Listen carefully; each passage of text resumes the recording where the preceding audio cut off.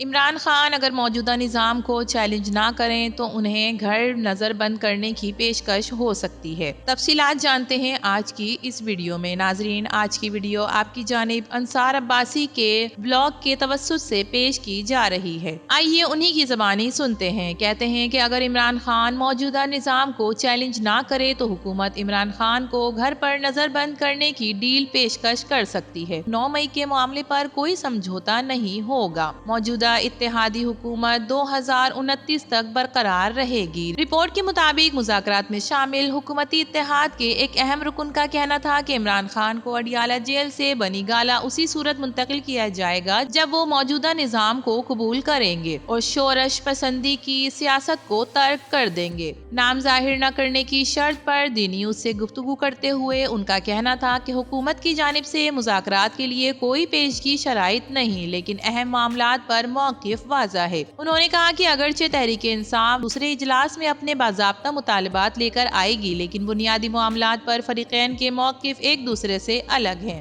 ناظرین، P T I اپنے تمام رہنماؤں کے بنیادی طور پر عمران خان اور کارکنوں کی رہائی چاہتی ہے اور اپنے بانی چیئرمین کو دوبارہ اقتدار میں لانا چاہتی ہے۔ حکومت بحیثیت فریق کا کہنا ہے کہ 9 مئی کے معاملے پر کوئی سمجھوتا نہیں ہوگا۔ عمران خان سمیت سنگین الزام کا سامنا کرنے والے ملزمان کو عدالتوں سے کلیئر کرنا ہوگا کہ موجودہ حکومت 2029 تک قائم رہے گی۔ ذرائع کا کہنا ہے کہ اگر عمران خان اشتعال انگیزی کی سیاست کو چھوڑ دیں اور آئندہ انتخابات تک سکون سے بیٹھنے پر رضامند ہو جاتے ہیں تو حکومت انہیں اڈیالہ جیل سے بنی گالہ منتقل کرنے پر غور کر سکتی ہے۔ تاہم رابطہ کرنے پر سینیٹر عرفان صدیقی کا کہنا تھا کہ عمران خان کو بنی گالہ منتقل کرنے کی تجویز پر نون لیگ سے تعلق رکھنے والے کمیٹی ارکان یا اتحادیوں کی نمائندگی کرنے والے دیگر کمیٹی ارکان سے بات نہیں کی گئی۔ انہوں نے کہا کہ وہ پس پردہ اس حوالے سے ہونے والی بات چیت سے متعلق نہیں جانتے۔ مزید انہوں نے بتایا کہ حکومت کے موقف کا اعادہ ہے کہ تحریک انصاف باضابطہ طور پر آئندہ اجلاس میں جو کچھ پیش کرے گی کمیٹی اس کا باضابطہ جواب دے گی۔ انہوں نے انکشاف کیا کہ سیاسی قیدیوں کی رہائی کے معاملے پر پہلے اجلاس میں حکومتی کمیٹی نے پی ٹی آئی کو آگاہ کر دیا تھا کہ تقریباً 4 سال تک ملک پر حکومت کرنے والی تحریک انصاف بہتر جانتی ہے کہ عمران خان کے دور میں جن سیاستدانوں کو جیل میں ڈالا گیا تھا ان میں سے ایک کو بھی ایگزیکٹو آرڈر سے نہیں رہا کیا گیا۔ عرفان صدیقی نے کہا کہ پی ٹی آئی کمیٹی کو بتایا گیا ہے کہ اجلاس میں شرکت حکومتی کمیٹی کے بیشتر ارکان پی ٹی آئی حکومت کے دوران جیلوں میں بند تھے اور ان سب کو عدالتی پروسیس کے ذریعے رہا کیا گیا۔ نون لیگ کے سینیٹر عرفان صدیقی کا کہنا تھا کہ سرکاری کمیٹی کے ارکان کے درمیان غیر رسمی بات چیت ہوئی ہے، انہیں پی ٹی آئی کے ساتھ کیا بات کرنا ہے۔ انہوں نے کہا کہ حکومتی کمیٹی تحریک انصاف کے ساتھ اپنے معاملے پر کسی بھی شخص یا پارٹی سے متعلق مسئلے کو سامنے نہیں لائے گی۔ انہوں نے مزید کہا کہ حکومتی committee charter of economy, charter of democracy کی جدید دہشت گردی کو جڑ سے اکھاڑنے کے لیے متفقہ پالیسیوں اور سیاسی احتجاج کی حدود کا تعین جیسے پاکستان کے مخصوص معاملات پر سیاسی اتفاق رائے چاہتی ہے۔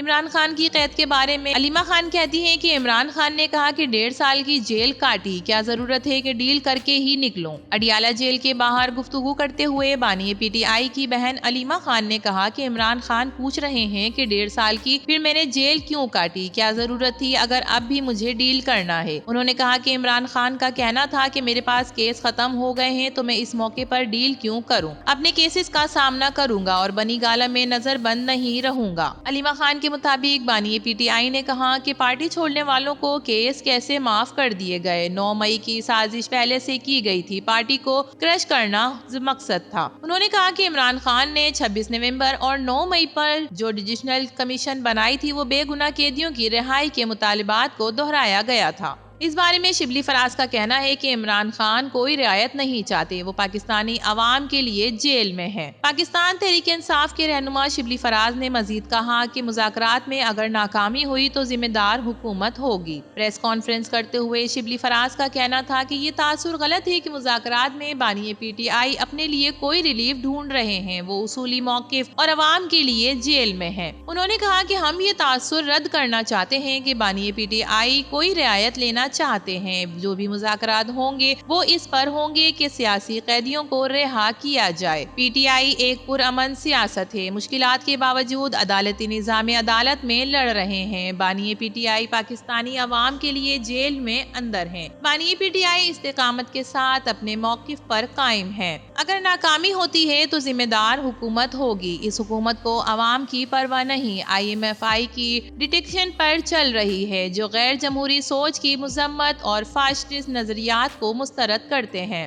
عمر ایوب کا کہنا تھا کہ مذاکراتی ٹیم کی اولین ترجیح ہے کہ 9 مئی اور 26 مئی سے متعلق واقعات پر جوڈیشنل کمیشن بنے۔ احسان نیازی سمیت سب اسیروں کے خلاف سزائیں ہائی کورٹ سے کل عدم ہو جائیں۔ عمران خان کے معاملے پر مولانا فضل الرحمان بھی بول پڑے، کہتے ہیں کہ عمران خان ملنا چاہیں تو ہم سے سوچ سمجھ کر فیصلہ کر سکتے ہیں۔ جے یو آئی کے سربراہ مولانا فضل الرحمان نے کہا کہ اگر عمران خان ہم سے ملنا چاہیں تو ان کے حوالے سے ہم سوچ سمجھ کر فیصلہ کریں گے۔ مولانا فضل الرحمان نے کہا کہ بانی پی ٹی آئی کی جانب سے ملاقات کے لیے انہیں کوئی باضابطہ پیغام نہیں ملا، اور اگر عمران خان ہم سے ملنا چاہیں تو ہم سوچ سمجھ کر کوئی فیصلہ کر سکتے ہیں۔ جے یو آئی کے سربراہ نے کہا کہ گلہ یہ ہے کہ عام انتخابات میں ہمیں لیول پلینگ فیلڈ نہیں دی گئی۔ انتخابات میں کچھ لوگ استعمال ہو گئے مگر جے یو آئی نے استعمال ہونے سے انکار کیا۔ انہوں نے کہا کہ 26ویں ترمیم میں ہماری جماعت نے شخصیت کے بجائے اداروں کی مضبوطی کو مقدم رکھا۔ مدارس کی رجسٹریشن پر طے شدہ معاملات کو خواہ چھیڑا گیا۔ مولانا فضل الرحمان نے کہا کہ خیبر پختونخوا میں حکومت کی کہیں رٹ نہیں نظر آ رہی۔ ڈی آئی خان بنو اور ٹونک عملاً دہشت گردوں کے حوالے ہے، جبکہ ٹونک میں عدالتیں اور سرکاری دفاتر بھی ڈی آئی خان منتقل ہو چکے ہیں۔ اب خبر یہ ہے کہ مولانا فضل الرحمان سے پی ٹی آئی رہنماؤں کی ملاقاتیں ہو رہی ہیں۔ نئی قانون سازیوں پر بھی تبادلہ خیال کیا۔